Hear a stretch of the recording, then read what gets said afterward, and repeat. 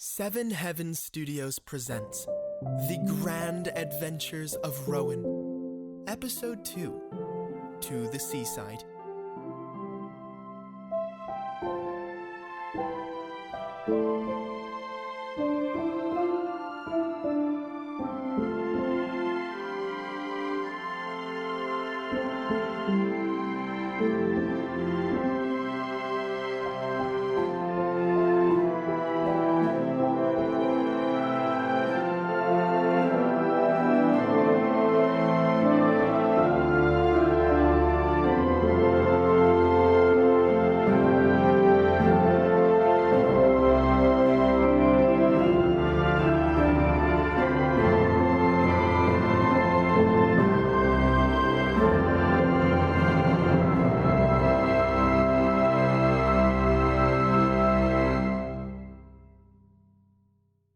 Days upon the road were always longer than other sorts of days, leaving you ruddy and red and full of fresher air than where you had come from.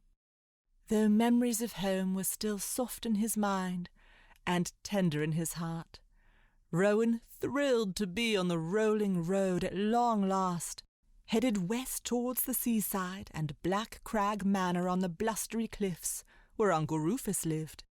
But those far distant cliffs were not the only blustery territories between himself and Rowan's goal. As nightfall closed the first day of his journey, a storm arose. They blew up out of the south, billowing rolling clouds of greyish-white wool that swept across the countryside and smothered the fading sunlight like a shrew slipping through her burrow, shuttering all the windows and putting out all the candles.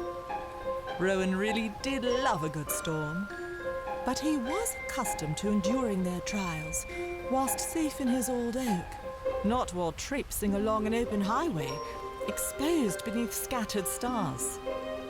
When the first of the raindrops began to spatter down from on high, he shifted his pack a little higher on his shoulders, let out a gentle groan of fatigue, and pressed on, searching for a suitable place to shelter. The rolling road was now nothing more than a gravel path, threading through the low countryside, hedges rising like imposing walls on either side, the occasional rusted iron gates swinging in the wind. Purplish thistles bent and bobbed in the light drizzle, bowing to the wanderer as he passed. And then the rain really came pouring down, sheets and sheets of it. Oh, bother. Oh, bother and confound it all. There's bound to be a sheltered spot somewhere where I could curl up and sleep. It's ever so much colder than expected, and a great deal more wet. Oh! Shadowy pillows of grey rolled past overhead, crackling like acorns on a fire. Occasional bursts of distant light illuminated the countryside. There were no other creatures about, no other signs of life on that lonely highway. They're probably all safe in their burrows and beds, toes tucked into downy comforters, while they watch blazing fires with stone mugs of steaming tea. What I would give for a cup of tea right about now. Confounded! Bother and blow and no nonsense. The rain drained out his words and trickled into his mouth as he spoke, but he blinked, rubbed at his eyes and fought onward. He did not want to give in, and would never consider being a coward.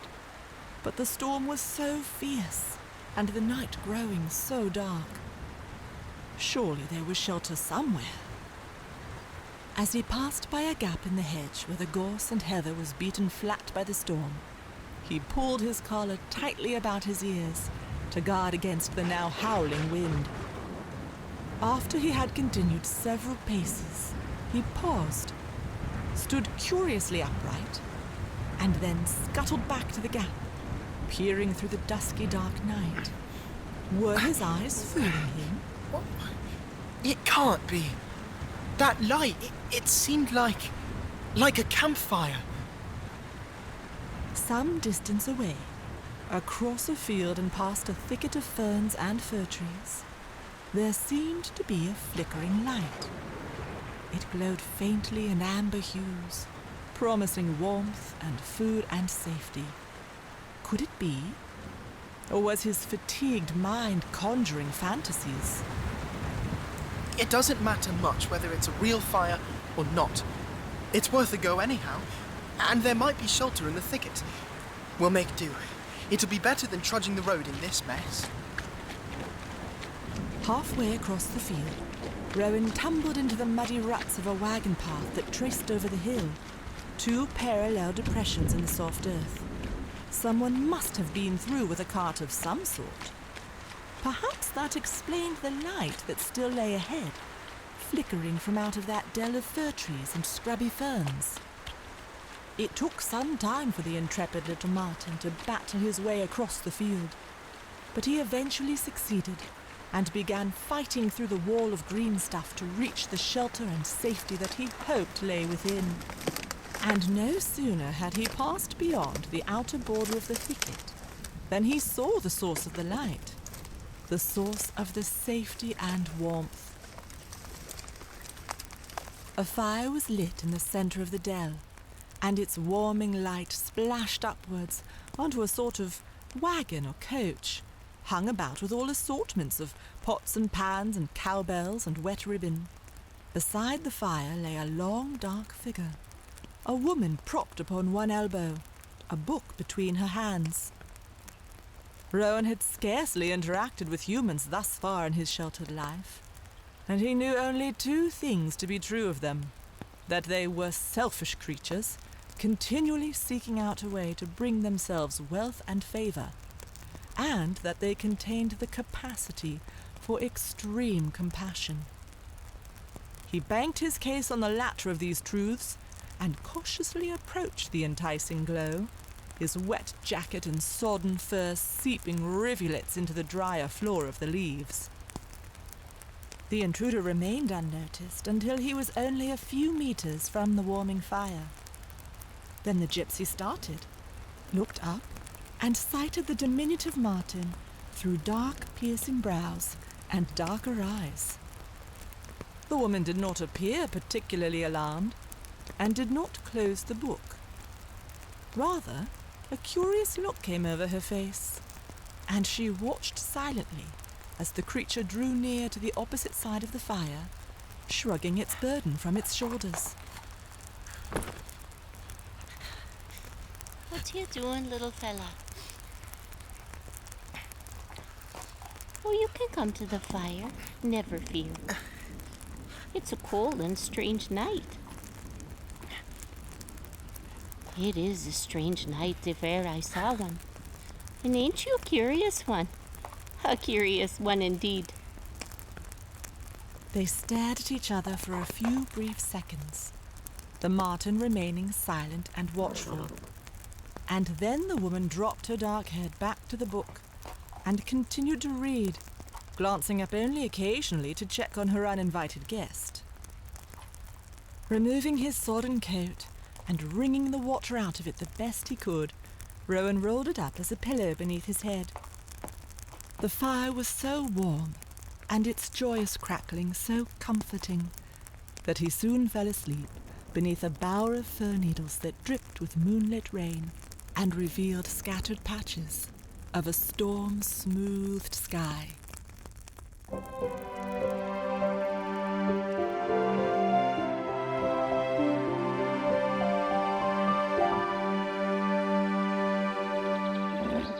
Easy, darling. The oats will wait, I promise.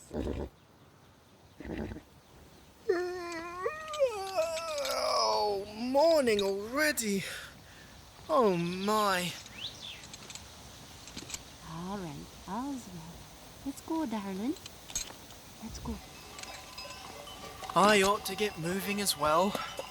The road isn't growing any shorter by waiting. Hold one moment. She's driving a cart, which means she's bound to go up to the road and just might be heading west.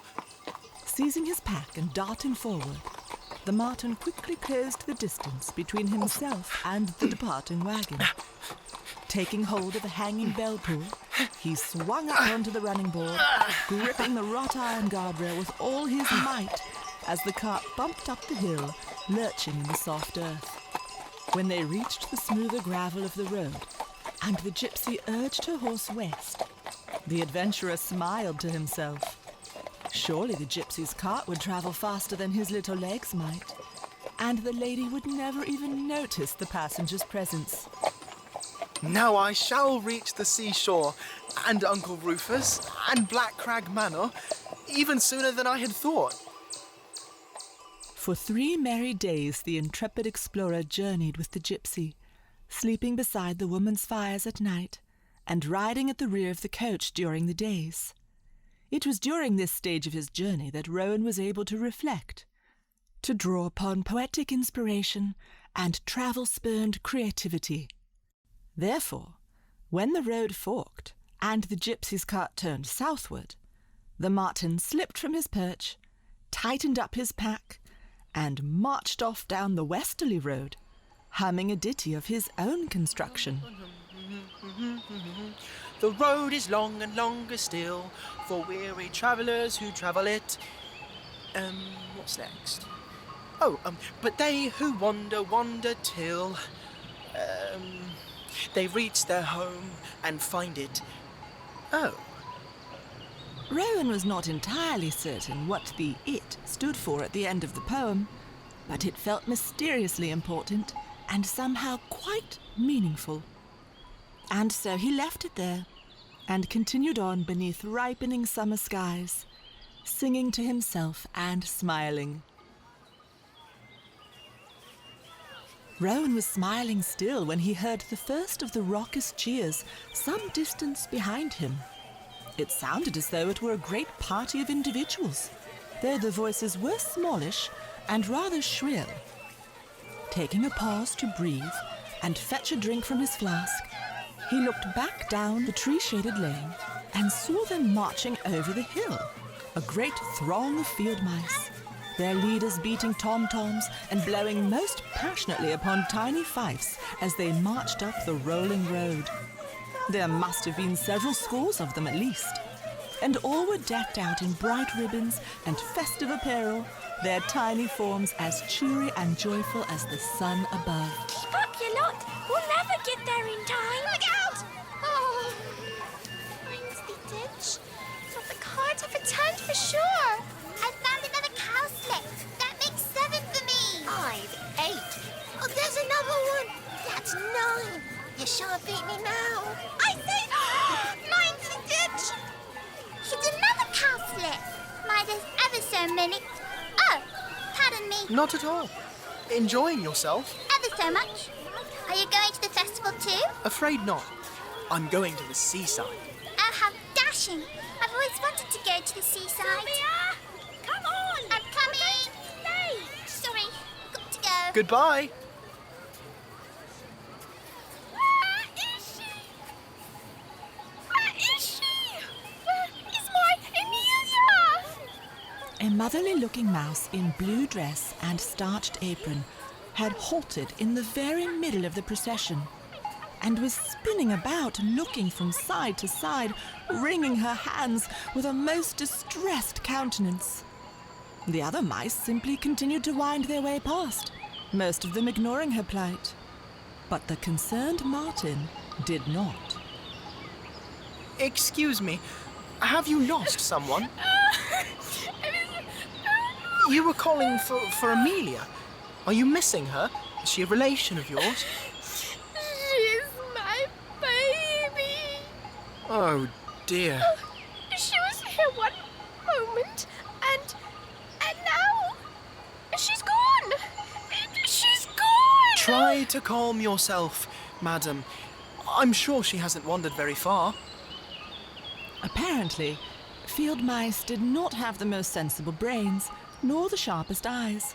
For when Rowan cast an eye back along the road, he noted a minuscule flash of colour in the middle of the lane, a pinkish-white colour, like that of freshly fallen rose petals. there's something pink back there. Is that your Amelia, lying in the road? Amelia! Did she really never think once to look behind her? Oh my. Amelia! Whatever is the matter? What are you doing? You gave me such a fright. I don't want to go on. But darling! I don't want to go to the festival. I want to stay here. I want to think of home, and of grandmother, and of empty teacups, and fallen leaves, and rainy window panes. Why ever are you lying in a puddle? Of all the possible places, Because of my heart, that's why. My heart feels like a little sodded puddle, and so this is where I belong. I don't want to go on. I don't want to go anywhere. I want to lie here and be sad and lonely and dismal and... Are all field mice so confoundedly silly? Of all the oddities and curiosities. I'll carry Amelia back to the parade, but you'll have to find some way to keep her with you. Thank you. Thank you. My poor darling. Whatever on earth is the matter with you? Nothing, Mother. Nothing that wasn't wrong already. And nothing that won't be wrong again someday. And that is quite enough from you. You're going to the carnival, or whatever it is, whether you want to or not. And I insist that you enjoy yourself. I just rescued you from that puddle, you see. You must enjoy yourself. Otherwise you'll have offended me something awful. But I wanted to be in that puddle. Puddles are for splashing in, for having good fun, not for lying there dismally while you abandon all hope. Don't you ever forget that. When the two temperamental mice were reunited with the merry throng, Mother took daughter by the hand and dragged her into the midst of the party, searching for the remainder of their family members. The field mice were travelling at a greater pace than what Rowan would have desired to take, so he watched as they rushed on ahead, Fife still tweeting beneath the cloudless sky. What curious creatures, field mice. All mercurial emotions, and nothing solid to stick to.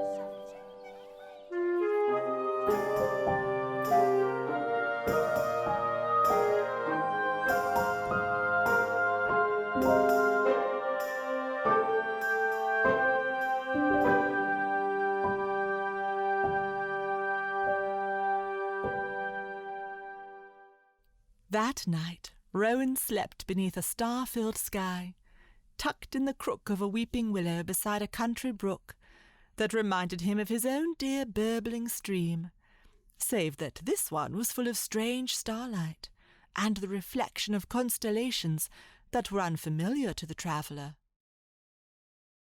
Another few days passed as the rolling road began to climb steadily upwards, trading green valleys for mountain foothills as the climate grew colder and the earth grew harder. Morning air was chill now, tingling with crisper stuff than the lowland mornings had. Rowan occasionally wished that he had thought to bring a map, rather than simply striking out without any coordinates other than his uncle's postal address and the notion that he must ultimately head west. But the few creatures he had spoken to along the way had been helpful enough. Follow the road! So, I'm to go this way? Follow the road! Oh, I'm at a fork. There are two roads.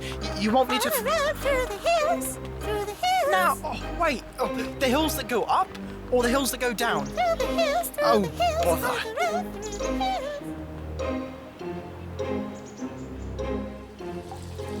Well, I reckon, at the rate you're taking, and considering your size and the way the wind is blowing and the general location of the falling summer stars on the eastern horizon, and I really just need the general direction, if you don't mind.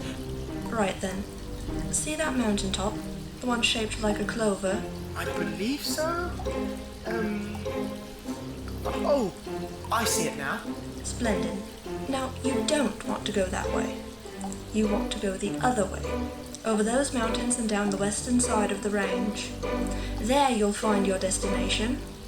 provided the moon hasn't begun to eclipse into the seventh sphere of the sign Sagittarius, in which case there'll be all sorts of storms and such, and you'll wish you'd gone the other way.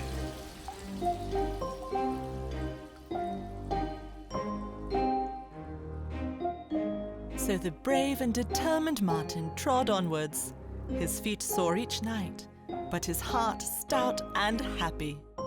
The first night spent truly within the mountains was long and sleepless, for there were strange creatures about, and the scuffling promise of beasts larger than himself that he was not accustomed to. It made even Rowan's brave heart begin to tremble. He began to seek out the safety of trees for his nightly rest, not trusting himself to sleep upon the unknown ground, but not fully trusting the countless bats and owls very much either. It was during these first days of sleepless nights, tingling mountain air, and the lack of interaction with any friendly creatures that Rowan had his greatest doubts. Oh, he did not regret leaving the great wood for a season. He did not regret the promised adventures at the seaside. But he did regret his loneliness in these wild, wild lands. If only he had a companion of sorts, an older and wiser one to accompany him through unknown dangers. It was then that Sir MacDowell felt the farthest away. Ye seek the seaside? Yes. My uncle's home is there. And where does this venerable uncle reside? I've only got the return address of a letter he sent. Sir Rufus Marten, Black Crag Manor, the Seaside. I'm afraid it's rather... You're kin to Sir Rufus? I should have guessed by your diminutive stature. And by your fortitude, I haven't travelled this far. You know of Uncle Rufus? Aye. Many of the high woodland folk know of Sir Rufus, and owe him debts of gratitude besides. You're drawn close, young friend. Very close indeed. Only another few days from these woods. Should be smelling that horrid salt air sooner than anyone ought. Terrible for the constitution, sea air. Now, if one wishes to grow big and strong like myself, one must stick to the high woodland air. That afternoon, the hardy Marten crested the highest of the mountains, crossing a wind-swept and barren pass between two opposing pinnacles of scrub-covered slate. A gale howled through the gap and whipped at his coat, almost dragging him from atop the mountain and rushing him down the other side, towards the forest that lay below and towards safety from exposure. But for a few fleeting moments, he was thrilled by the summit, by the great and glorious expanse of it all. You can see the whole world from here. I never imagined it to be so wonderfully grand and so large. The borders of the great wood were still visible, far off to the east, a faint line of shadow against the horizon. And to the west, far closer than he had even hoped, was a broad expanse of shimmering blue-green, of endless ocean and water as far as his sharp eyes could see. Only a few more days. Only a few more days.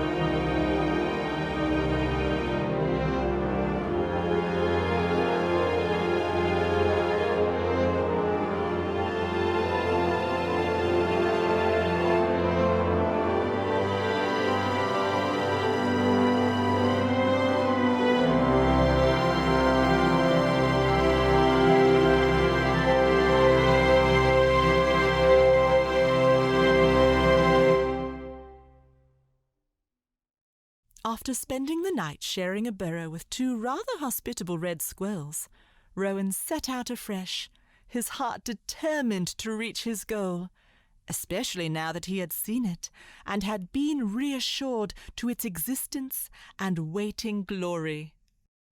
The forest on the western side of the mountains was very different from the eastern reaches. Here the flora was more scrubby and stunted, twisted from the wind and gnarled from ages of exposure.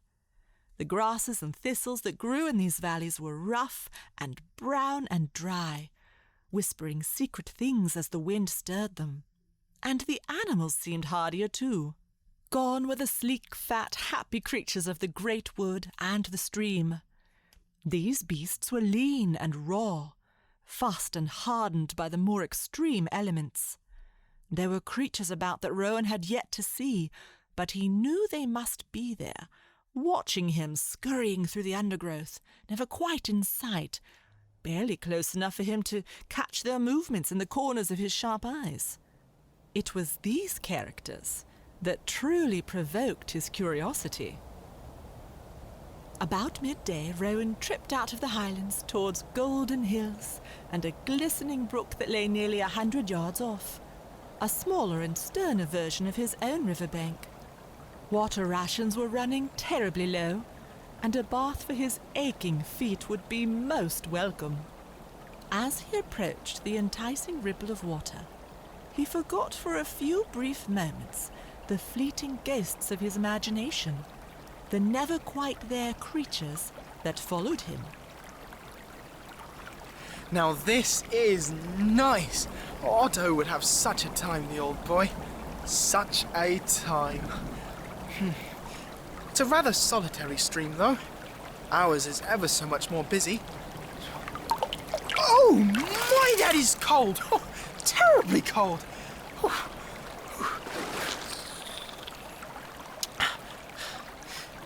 What's that? Hello? I say hello? Oh, bother. On the bank before the Marten stood a score of reptilian creatures, natterjack toads and adders and newts and frogs, some bearing curving thorns and blades of flaked stone, and all wearing a countenance of hostility and stern distaste. Though Rowan was easily twice the height of even the tallest newt, there was a gleam in their beady eyes that entirely discomfited the stranger. I say, pardon me, or good day, what are you lot doing out here? Oh, bother, nothing's coming out right. I've got it all wrong. All wrong. You are wrong. You're very wrong. I beg your pardon. I certainly didn't mean to intrude, and I'm really just passing through here. I'm not planning to stay or mess about or settle down or anything, you see. No pass without pay. Oh, no pass with... Well, pay what? You're a stranger, so you must pay. If you no pay, then we take you. And we tie you up, and we poke, and poke, and poke. You stranger, you pay. You stranger, you pay. You stranger, you The collected group raised their battle cry and, waving their glistening thorn swords, advanced towards the foreigner, cornering him with their overwhelming presence, pressing him towards the edge of the icy brook. I'm terribly sorry, but I really don't understand the reason for all of this fuss. One of the adders lunged at the tiptoeing Marten, who spun to the side to dodge the strike, and then found himself confronted by a slimy, blinking, two-headed monstrosity of a newt gripping a thorn with great vigour.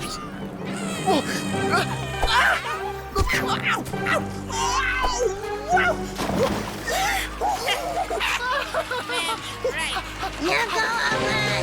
All wrong! All wrong!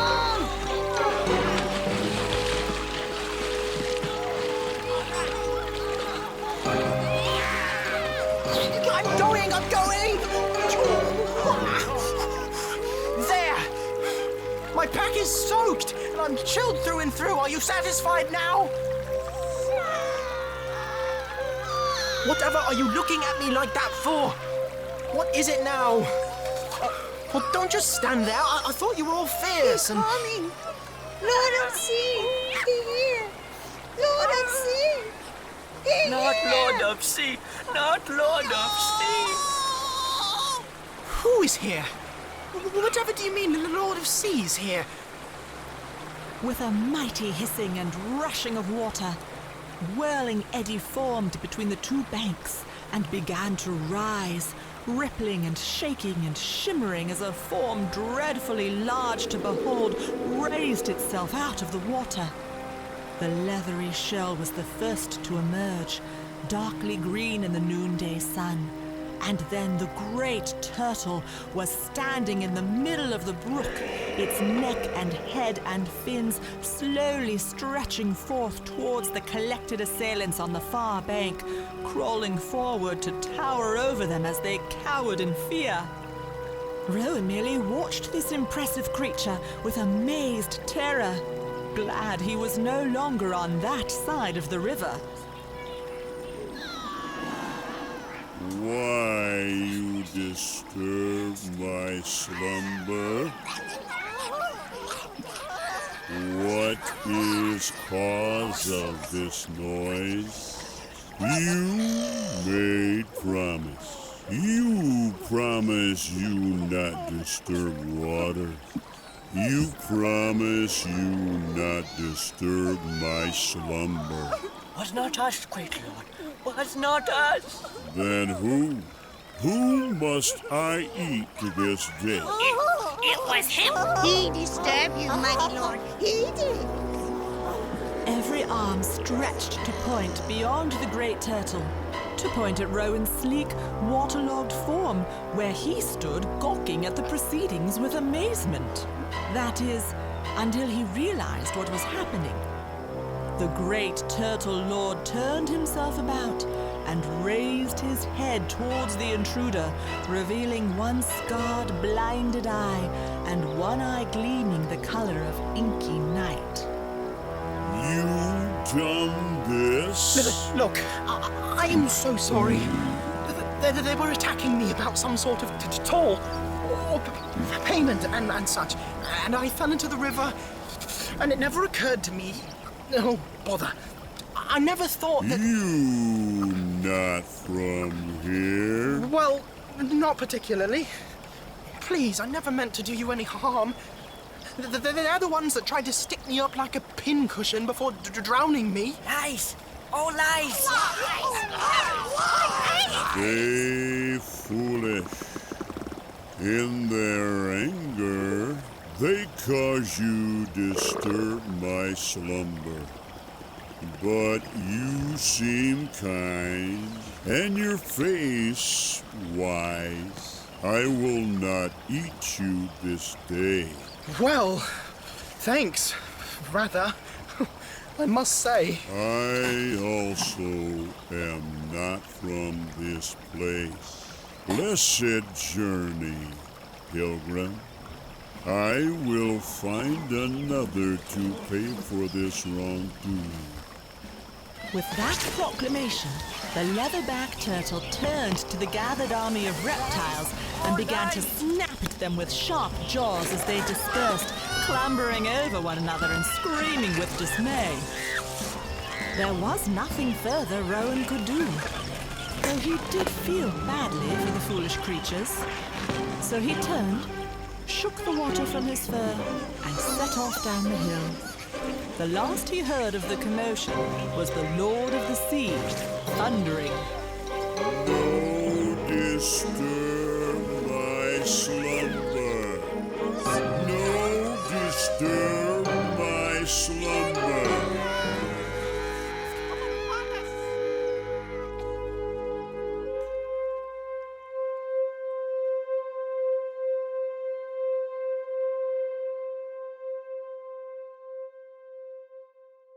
It did not take long for Rowan to dry off, wandering as he was beneath the hot and hearty sun.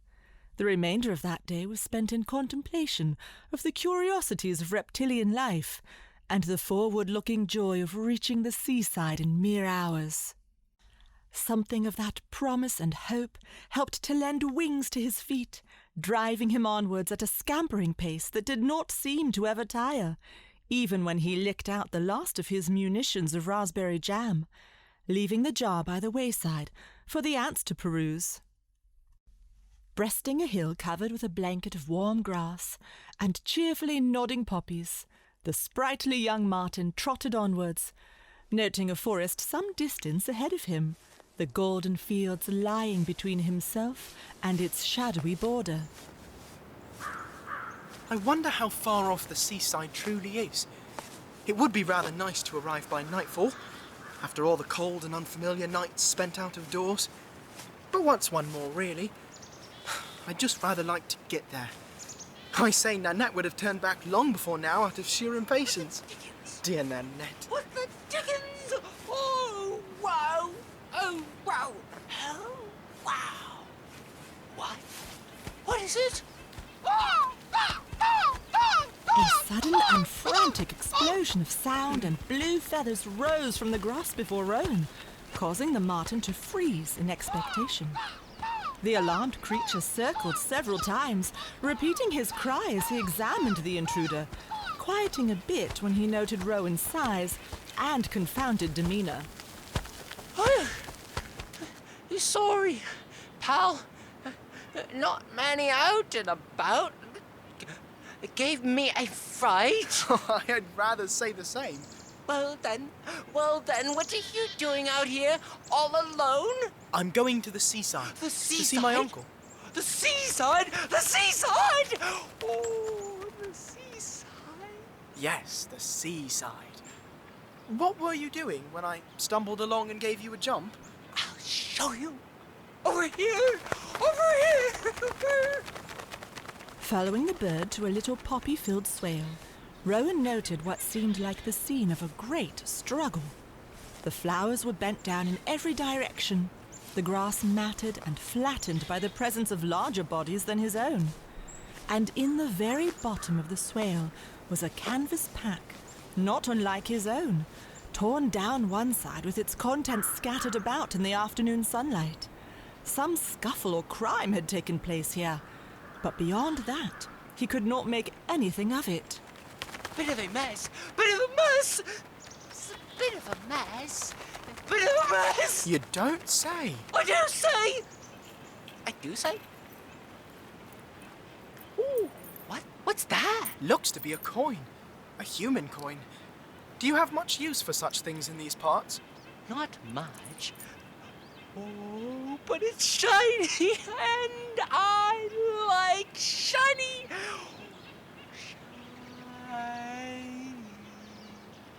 Shiny! Shiny, is it? What would Otto say?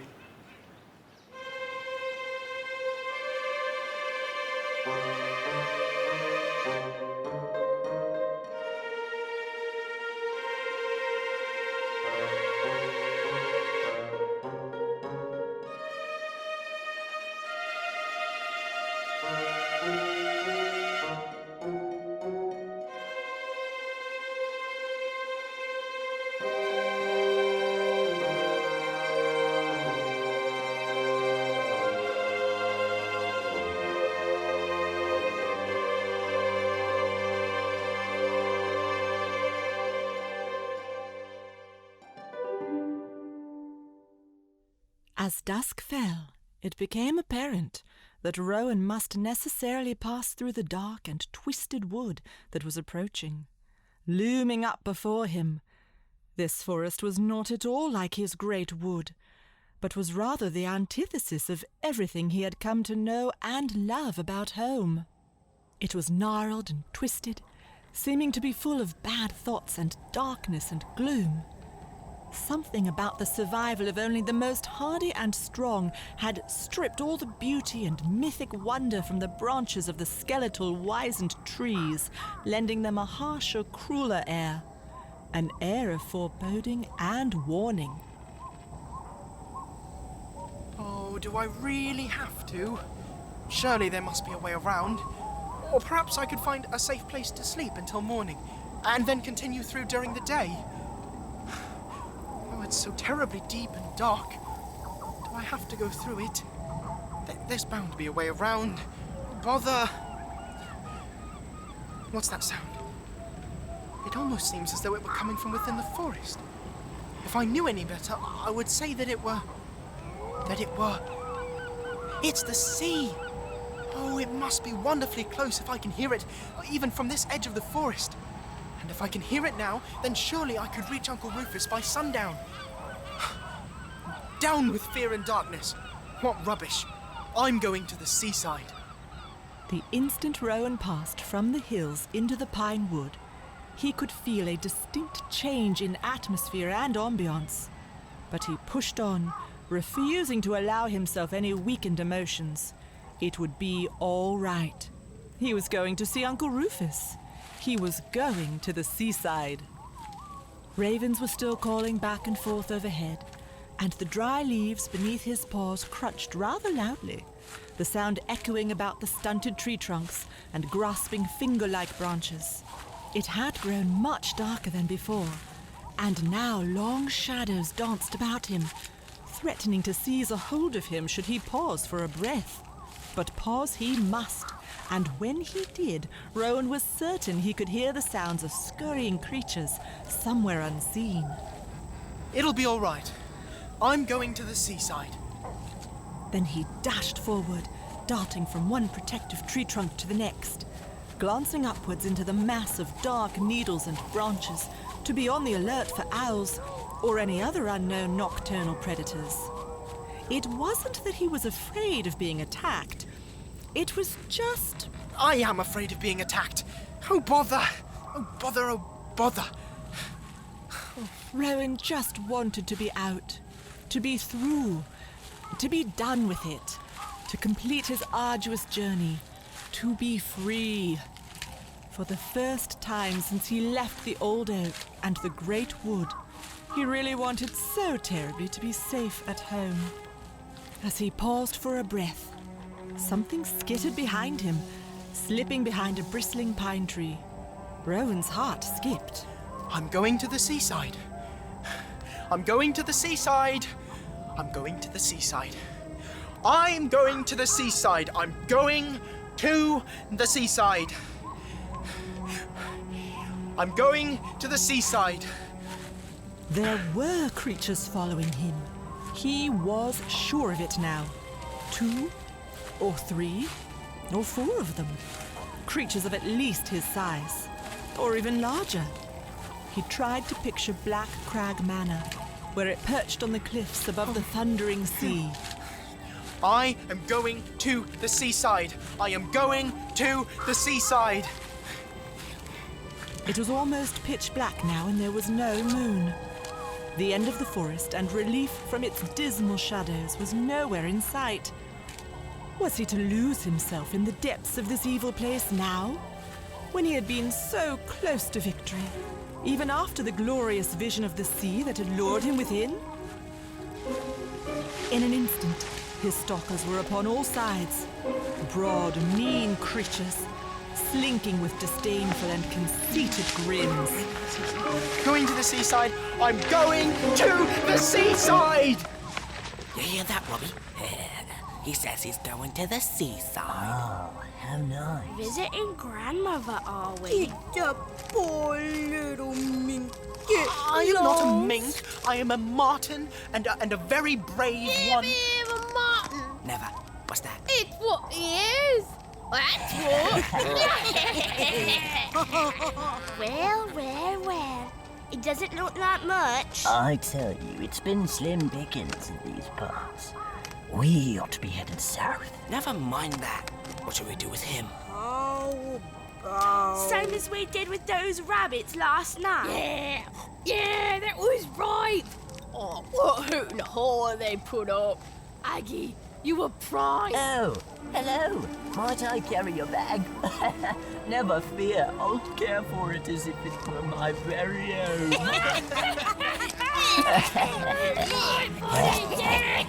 Excuse me. Oi! Don't interrupt me when I'm telling my Let story. go of me! In the event that you weren't listening before, I shall repeat myself. I am going to the seaside. Ouch! Keep your paws to yourself. Is he stupid or what? Are all minks dunderheads? He's not a dunderhead, you are. That's not true. I say, aren't you a dunderhead, mink? Aren't you? What'd you say, mink? Yeah, what'd you say? I'm not a mink. I'm a marten, and I'm going to the seaside.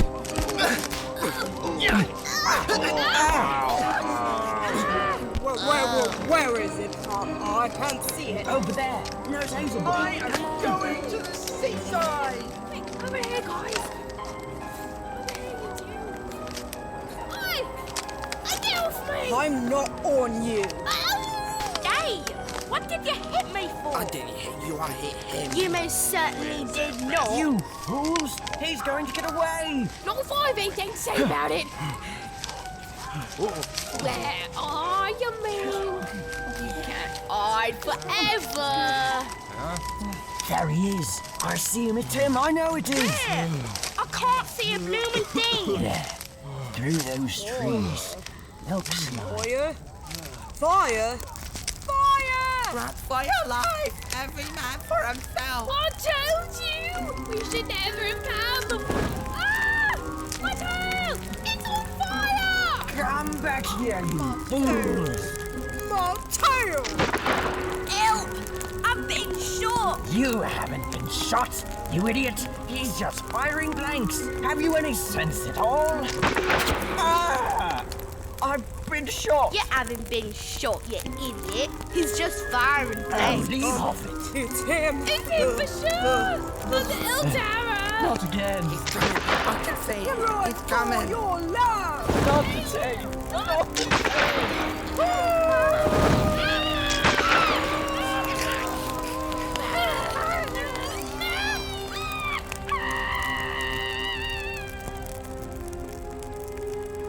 Then all was still, save for the crackling flames that encircled the scrubby pine tree and the clearing where Rowan had isolated himself. Were they really all gone? All fled away into the dark recesses from whence they had crawled? But there was something beyond the flames. A solitary figure, not quite as large as the possums had been, but certainly taller than Rowan. And it was approaching slowly, steadily. It was coming directly towards him, about to pass through the wall of rising flames. Like a warrior of old, the creature stepped through the fire and into the clearing, a glowing torch in one hand and a pistol in the other, a rich red cloak rippling in the firelight. His entire countenance seemed to glow with youthful vigor, despite an aged appearance and the slight limp that Rowan suddenly recognized from years ago. Thought I might find you out here, wandering about like a sea-starved landlubber. Now, let's go home.